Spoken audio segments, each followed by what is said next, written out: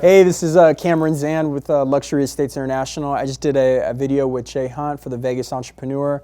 Great interview. I love the questions he asked me. I was so happy to be able to share my story coming up, and I hope that this interview will be able to maybe change somebody's life and inspire them to, take action.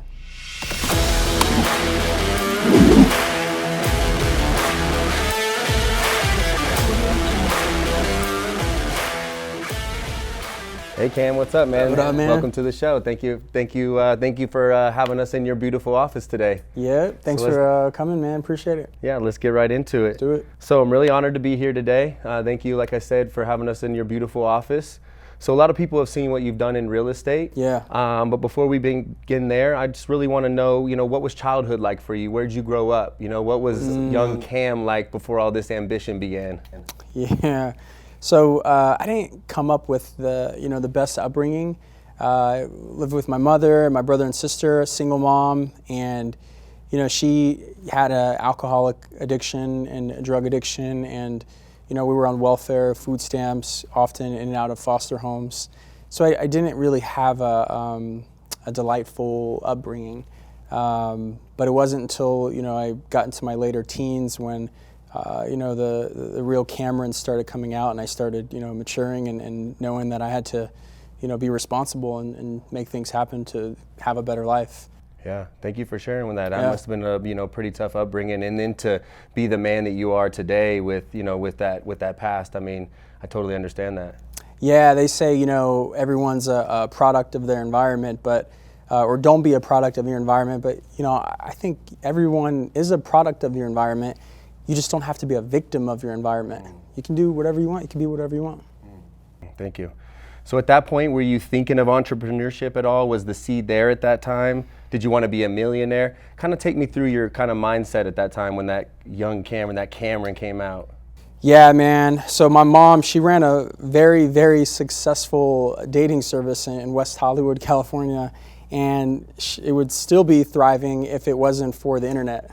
So she was in tech, and the internet manifested, and then her business kind of died.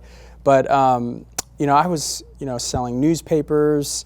I would go buy newspapers out of the newspaper stand and take 10 of them, and then go knock on doors and sell them. And people would give me extra money just because they appreciated the spirit of me trying to make some money. And then, in high school, I started selling candy. I would walk around with big Ziploc bags of candy. Really, in high school? Yeah, man, and that's kind of where that entrepreneurial spirit came. And it wasn't because, I want to be an entrepreneur. It's more of this is a means for me to make money so I can eat. That was it. Yeah. Eat and live and just get by day.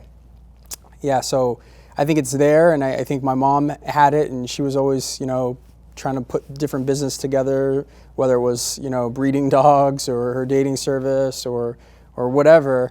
But yeah, it's been with me since I was a kid. Really? So despite all those challenges, that your mom was facing, and you guys growing up, she was still trying to be an entrepreneur, trying to make it happen, not giving up on the dream. Yeah, absolutely. Would you say that that's where maybe some of your spirit came from? Was from your mom? Yeah, I think so. When you watch somebody go through these ups and downs, and you really appreciate what it takes to be a business owner, run a business, and make it. Yeah. So tell me about after high school. You graduate. What happens? You go to college. Did you what were you thinking career wise? Yeah. So when I was around 16, 17, Child Protection Services actually relocated us from California to Las Vegas. Believe it or not, we lived in a small town called Barstow, and it's like this little train station stop on the way to LA in the middle of desert. Sandwiches. Yeah, dude, but we were there, and things got rocky at home, and we were relocated with my grandparents, and I ended up finishing my senior year of high school here at Durango High, and I moved with my grandfather, another entrepreneur, had a landscaping company, moved to Vegas with nothing, and made something of himself by starting a small landscape company. He had his crew, and he would just bang out jobs. So when I moved to Vegas, I started working for him, and 16, 17 years old, I'm shoveling rock, planting plants, doing hard labor in 120-degree weather. So that was just very humbling, and I think that kind of let me really know what the true meaning of hard work is, and to earn a dollar. Like watching his entrepreneur spirit grow and stuff like that, I think also helped a lot as well. But yeah, so I graduated high school and I started working for my grandfather's landscaping company. I worked my way up. I went from shoveling rock to running the job sites, getting the workers, getting everything set up, meeting the homeowners at the nursery to select plants, to eventually signing up the jobs and then running the jobs and then just having my own projects. I was killing it. So right out of high school, I just started doing that. I did go to college. I dropped out. I did like one semester, and I didn't feel like the return was there for me based on where I was going. So I just started working landscaping. I thought hey, I'm going to be the best I can be, and maybe try to grow this company farther than my grandfather was able to do. Yeah, so that was going to be my follow-up question. Like, take me there. Like, at that time, are you thinking like, okay, this is going to be my career. I'm going to build this thing up. I'm going to have a big landscaping company. Is real estate even in your mind at this time? Dude, real estate wasn't in my mind. I figured, my grandpa, he was old school. He would do everything himself. He would write checks. He would do all his drawings by hand. I was like, oh, I'm going to learn, the best computer software system to do landscape plans digitally, and I'm going to have, a QuickBooks set up, and I'm not going to just, do everything on paper, and let me just try to, evolve this idea of being a successful landscaper and be the most successful I can possibly be out of it. And, thank God my grandfather taught me the ropes, and, he was relying on me to take over his company, and, he would earn passive income from, me running the company, and that was what I was on track for. That was the plan, huh? Yeah. So then what happened? So obviously you're in real estate. Obviously that plan didn't happen. Tell me how you stumbled upon real estate. Yeah, so I was 19, and by that time I was just signing up jobs, completing landscape jobs, and I think I probably saved like $10,000 up, which was a lot, Yeah. And my uncle's ex at that time had sold me a house. And this was like in 2006 when anybody can buy a house. So it was a $500,000 house. I'm 19 years old, and she literally just walked me into this new home sales track and signed me up. And I looked at how much she was making. She made $25,000 from selling me a house. And I was like, whoa, if she can do what she just did, then I can do that. And I was like, okay, I'm gonna do it. I'm gonna go to school. I'm gonna get my license. And I'm gonna probably just part ways with my grandfather and gonna go on this new path. And that's what I did. Wow. Yeah. All right, so I wasn't planning on this, but take me into that, like having that conversation with your grandfather, you know what I mean? That's gotta be something that was pretty emotional to step away from, and tell me about that. I didn't wanna leave him hanging. It was really tough, and I tried to kind of help and juggle both, but there was a point where I just kind of had to just kind of cut ties if I knew I wanted to succeed in this new line of work. And he was really upset, and rightfully so. He invested in me in time and energy, and I think ultimately though he's just really, really proud and happy that one of his grandchildren has done well, and he got over it. And after the first initial commotion, he was like my biggest fan. Oh, that's awesome. That's awesome to hear. So talk to me about the early days then when you were getting into real estate. You're coming up. What's your thought process before you had any of this?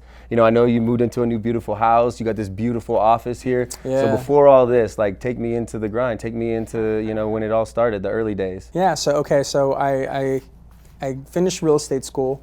I take the test. I passed the first time. I'm like, holy shit, I'm gonna be a millionaire. I'm so excited. Like, this is it. It's on. And literally, it was such a humbling experience. I was eating top ramen noodles for breakfast, lunch, and dinner. That house that I bought for almost $500,000 foreclosed. I only made 2 months payments.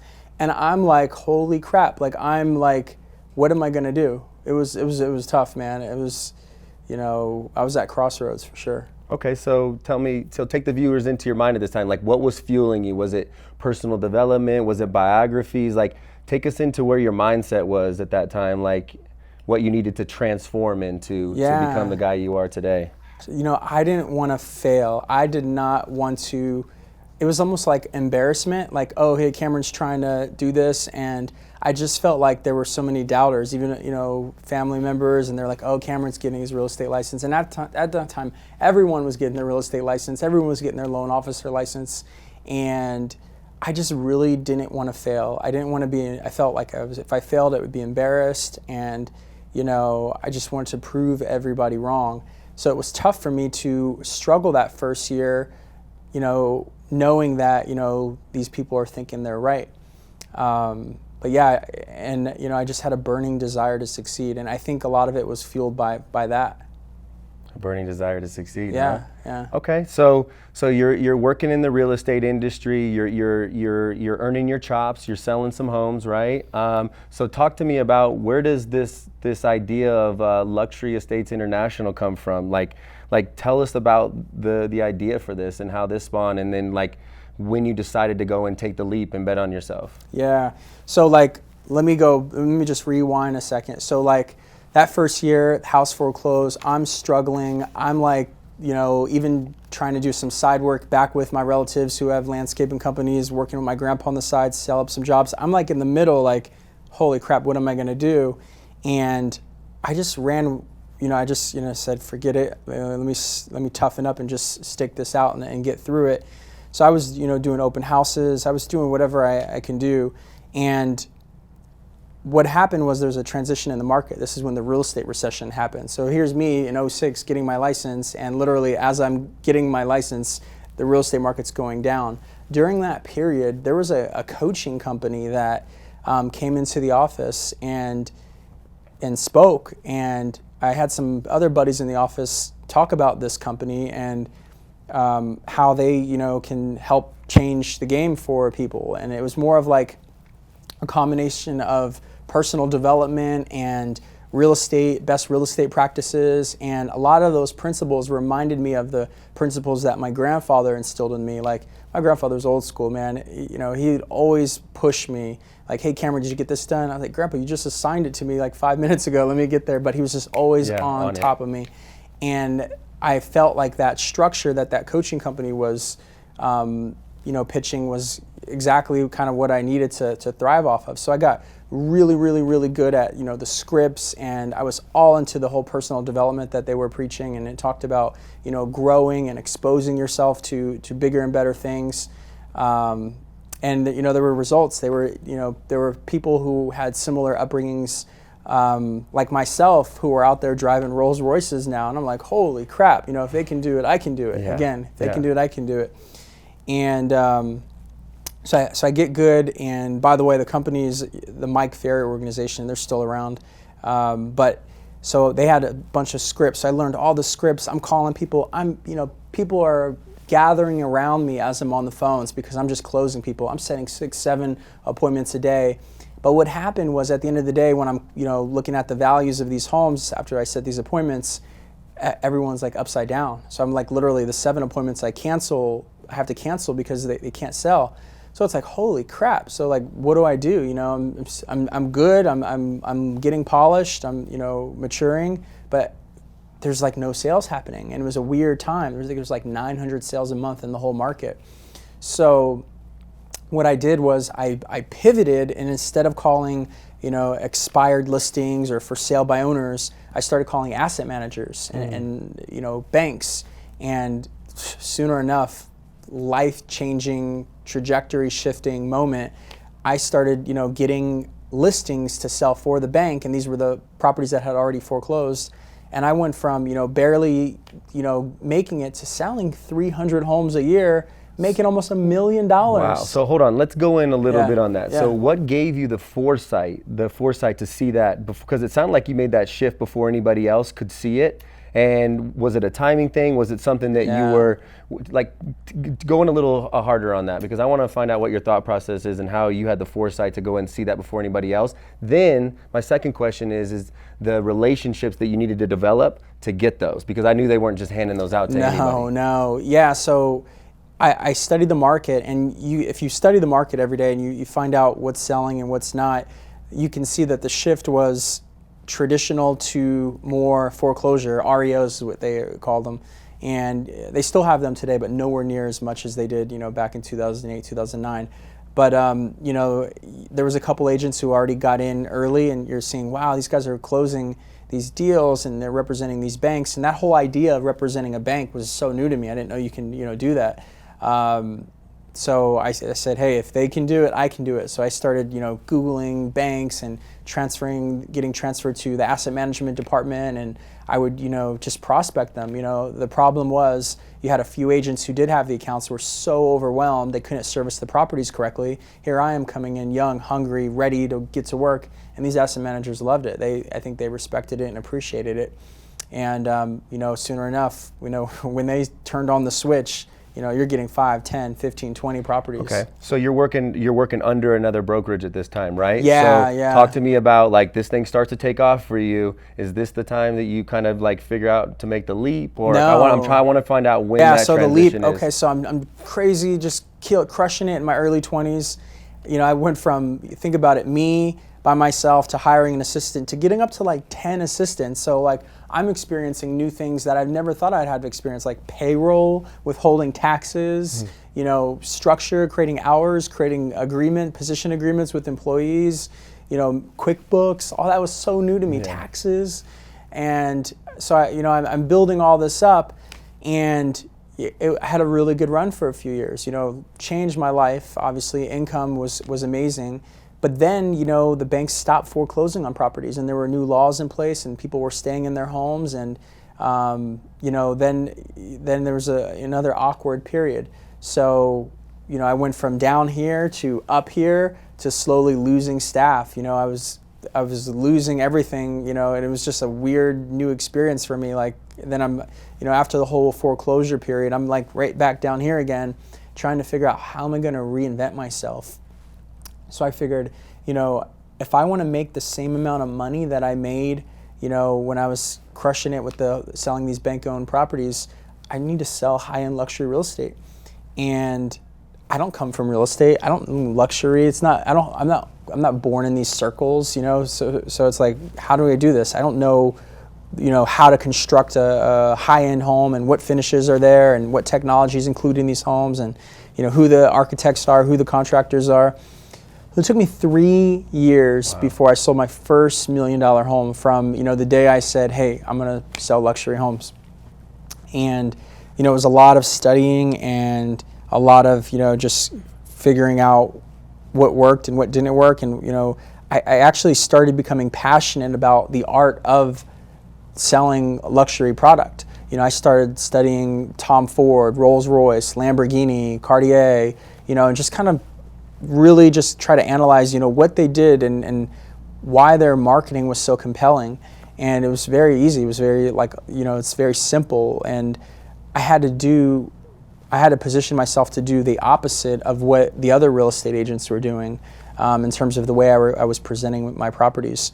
But so yeah, I'm crushing it. I finally get my first $1 million sale. Then that person refers me to somebody, and then I end up selling like almost this whole block of homes just from that first sale.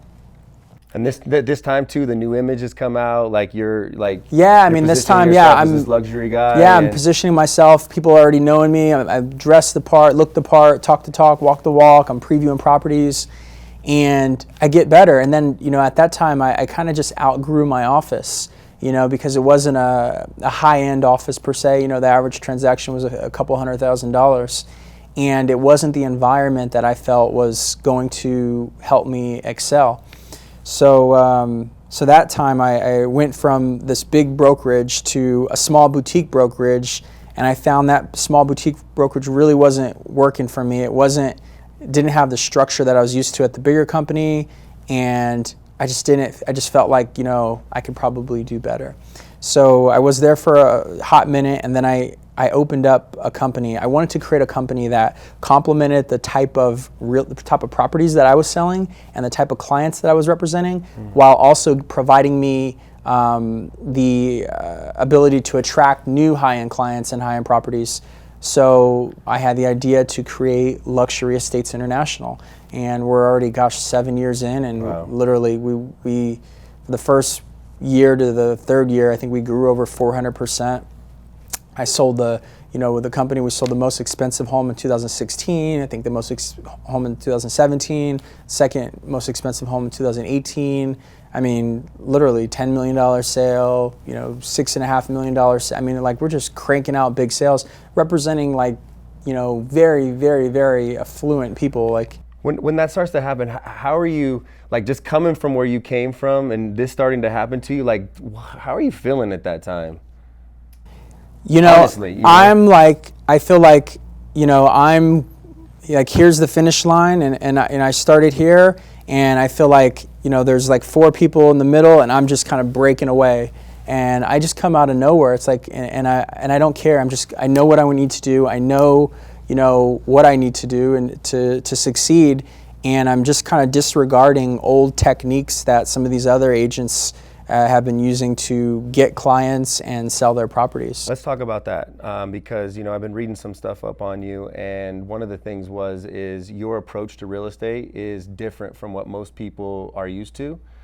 Can you go into a little bit about your approach? You don't need to go into the whole thing, but just like kind of what separates you. What are those differentiators when someone comes and works with Luxury Estates International? Yeah, so I don't know what everyone else does. I know what I do, and I know what I do works. I really like to come to the table with, a unique boutique style set of services that will allow our properties to stand out versus the competition. Like, I want my clients to get a more competitive advantage when they allow us to represent them and sell their houses than any of the other homes that are currently for sale. And we don't really skimp on money when it comes to photography, hiring professional copywriters. We don't really use lockboxes. We show our properties in person. So, you got to be able to tell that story of that house. And if it wasn't for, real estate agents showing their own property, a buyer and a buyer's agent can get in and out of a property, in a matter of minutes and think they know the story. They don't. So, I think we just try harder, man, and we don't skimp, and we go all the way.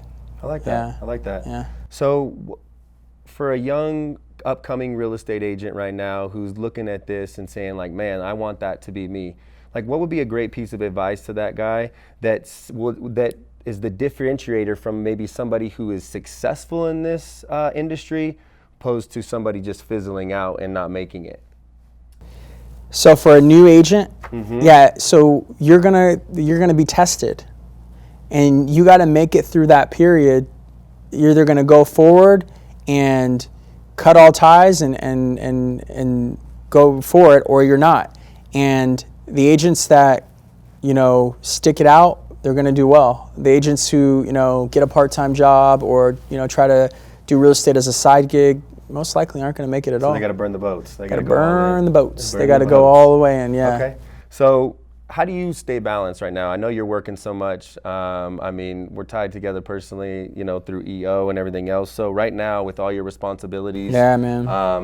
Can you shed some light on that? How you're staying balanced with your work schedule and with your EO responsibilities? Yeah, man. So like, I'm not gonna lie, it's really tough. We have a child on the way this December. Yeah, excited about that. Super excited for you. Thank you. Running this luxury brokerage. I'm the president of the Entrepreneurs Organization here in Las Vegas this year. We got a big construction project going on at the house right now. So it's like managing a lot. It's tough. I think you got to have a schedule and you got to stick to it. Yeah. Bottom line.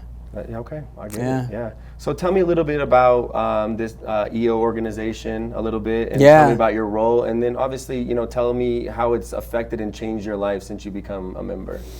Yeah, man. So like, I was struggling. I felt like I needed to align myself with some group of people that I can share experiences with and learn from. And I was just on Google, like Googling different companies, like mastermind groups or something.